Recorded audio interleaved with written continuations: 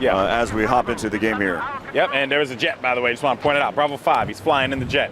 We got to show that first-person jet gameplay. So there you see it, guys, right there in all its glory. A moment of silence for the jet. All right, that's it. So now there you can see actually what he has equipped on the jet as well, which is pretty cool in the third-person view. And he's going to do a little flip here, a little flippity flip. Dual barrel roll. I guess not. Okay. This guy's going to come and he's going to tear someone apart. Yeah, he's going to be pushing in here now. Again, he's going to be flying the J-20s on the Chinese side. Wow. Yep, and another cool thing, actually, that my favorite, I was talking about it before, but, you know, there's just a lot of different little things that you can toggle in and out, like, you know, the Alpha and Bravo stuff. If you don't want to have it there, you can actually toggle that out, which is pretty cool, too. So, but, you know, for the sake of this, we want to see who's doing really well. And on the blue team, Delta Squad's actually doing quite solid. They're right now sitting 13 and 3 deaths. On the other side, Delta Squad, of course, on the gold team, they're doing well too at 12 and 9. So overall, you can get an idea what squad's performing, what squad is really helping out here. But I was actually following the jet guy. He ended up getting taken out. He took care of that one, Corey. Well, who are you looking at right now? We're taking a look here at Alpha 10. He's currently 10 and 1 overall. What? This guy's a beast. Which is probably the reason why. Chilling in this boat right now. He's just. Well, again, one of the things that Lars and I discussed is how effective is the amphibious vehicles really going to be in this game. Yep. And so just kind of looking at it, I mean, look at this. It's definitely efficient. You can see how they're just kind of going from beach to beach, and you realize, hey, being shot at. And if you didn't see there at E3 for Siege of Shanghai, one of the quickest ways to exit out, well, yeah, it's a jet ski. Yeah, without a doubt. That is so cool, man. It just, I still brings a smile to my face every time I see it. But yeah, and another, cool thing that I'm seeing here as well in the third-person view of Alpha 10 is the movement, right? So like when his legs move, they really are like reacting to the environment as opposed to just being like static, just movements in general. It kind of has like a really good touch to it. That's just something I pointed out or something I noticed. But yeah, actually, Alpha 10's using a sniper rifle. He's actually using the CSLR-4, but you're taking a look at someone in the Z11W, that is Bravo 20, taking some fire here. He's in a little bird, seeing if see if he can pick up a kill here. He's so far Bravo 20. Bravo 20. He actually is 0 and 0. Yes. He's not doing too well, but he's not killed. Oh crap! Did you see that? The jet plane just flew into the helicopter. Nice. That was awesome. Let's go and hop on board here. That was so cool. Corey just laughs at me. Like, don't laugh at me, man. That was awesome. That was amazing. Get a perspective and see how well Alpha 13 can do here. So far, Alpha 13, he is 1-0. As you can take a look at your lower third, 1-0. 20mm cannon, heat seekers, gyro stabilizer, infrared flares, or IR flares.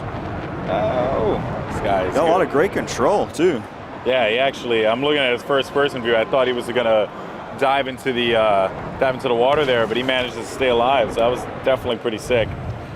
And I do like the, because I'm not much of the, if I get into a plane, I die, period. I mean, that's just usually what ends up happening. But this guy seems to just have some stupendous control of this particular vessel right now. Like, he's just, and that's the thing, right? When you have a good pilot, they really do change the map. And there you can see the dynamic weather effects now coming into place here as it's getting all over his window as well. So that's the other thing, right? I don't think it's going to block his view all that much, but it's just those like little tiny effects that you can see there. So that certainly is pretty cool. And look at that. He's shooting at the windmill. Again, one of the things you'd mention as time goes through, you can see that this windmill is starting to fall. That jet's actually trying to help it. But now as the time is continuing to pass, here we go. This windmill will continue to fall little by little, and then that ship will be released. It's still afloat, so still effective here. Yeah, and also the water effects, you know, do impact boats as well, if I'm correct, because the big waves that flow around through the island, if you're trying to, you know, get good maneuvering, if you have these big waves coming through, so it impacts the map, you know, in more ways than one, you know, besides just this really cool evolution effect that goes down, also just using the map itself. If you want to jet ski your way out of there, you might have to wrestle with some pretty aggressive waters because of the rainstorm. So lots of cool things there to soak in for sure. And there you can see actually E, which is a shipwreck. That's staying right there. That's not going to move. It's the boat that's right in front of you. That's the one that as soon as this windmill does go down, and actually it should be happening any second. There you see it right there. And now the boat makes its way in. Just, there you go. You got to get cinematic with it, Corey. Yeah, so you can take a look at exactly where it's going to go. We'll turn on just for a moment so you can know exactly where it's going to end up, going towards the sea point, the Firebase Island. And it's just cruising. We have lost objective Alpha. And it's intense, man, because like I actually was playing on sea on the Firebase Island when the boat crashed in, and there you can see the boat now moving in.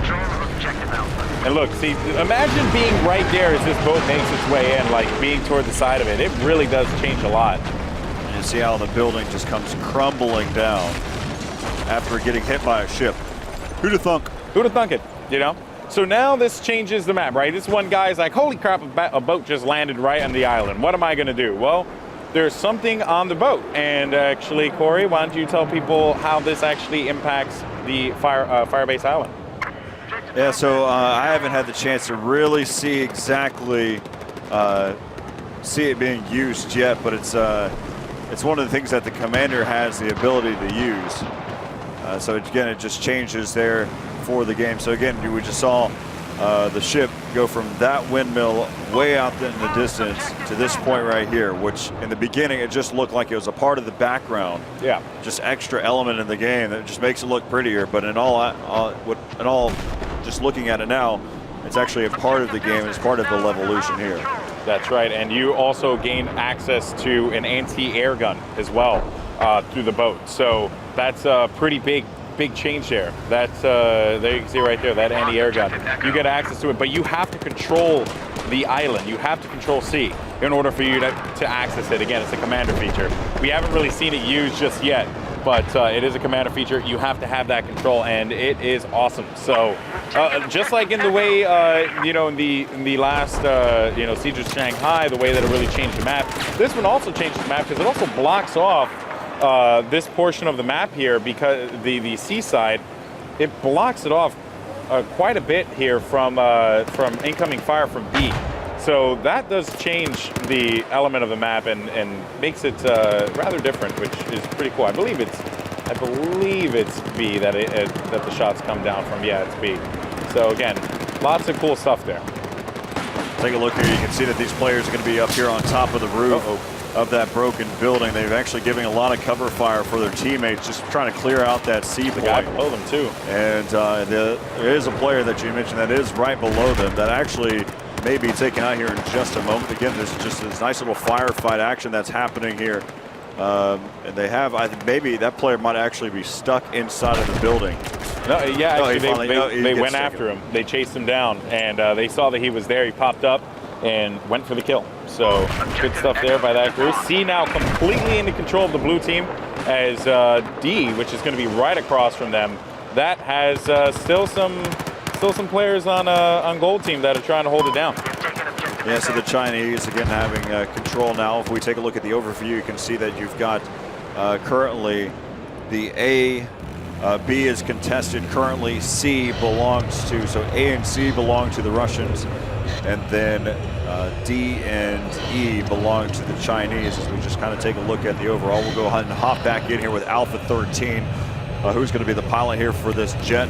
Again, for those of you that are curious, it's called the SU-50. This is his current setup. He's got the gyro stabilizer. Currently 2-0 right now. We'll go back into first-person perspective here. You can see just trying to dive in and pick up a couple kills before he bails out of there.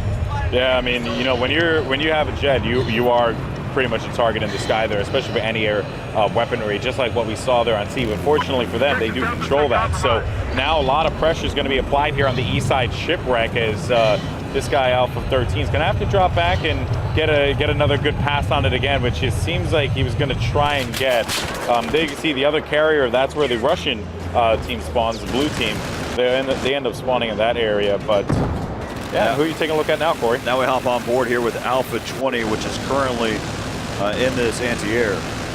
Ooh, nice. Actually see this here. So yeah, he's actually going to be in the 9K22 Tunguska. There you go. Tunguska M. Say that 5 times fast, Corey. I dare you. Not going to happen. There you go. And right now we've got Chinese leading 508 to 426 tickets. Of course, we're playing Conquest. Tomorrow we'll get a chance to look at Obliteration.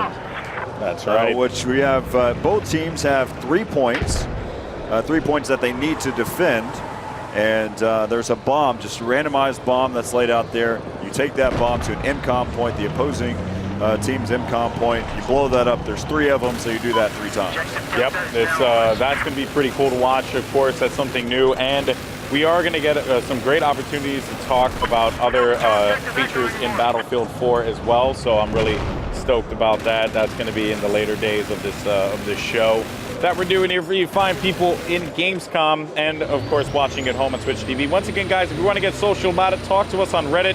I'm on Reddit, started a thread on there, our Battlefield, where I'm talking to some of you guys or trying to get feedback from you guys to, find out what new things you guys want us to cover. Because again, just like we did at E3, we're going to do it here again for you all back at home. And then for people in Gamescom, they're just running around doing anything. I mean, I've been seeing people just randomizing so many different guns, just testing things out, what works, what doesn't work. It's pretty cool. Well, here everything is unlocked. Yes. Everything. That's what's so awesome about it. And the camos too. The camos for everything. Every camo's unlocked. Guys, there's a lot of camos. There has to be at least like 20 camos. At least? No. Really? A lot more than that. Okay. At least I would go with a number more like 40. There's 40. Like there's camos for everything. You want to camouflage your tank? Go ahead and do that. Sure, why not? Your helicopter? Yeah, give it a paint job. That sounds good too. Every single one of your guns, yeah, we'll make a change to it. That Tiger, that Crimson Tiger looks good on it. We'll go ahead and put that on there. All these different things. Have a field day with it. Yeah.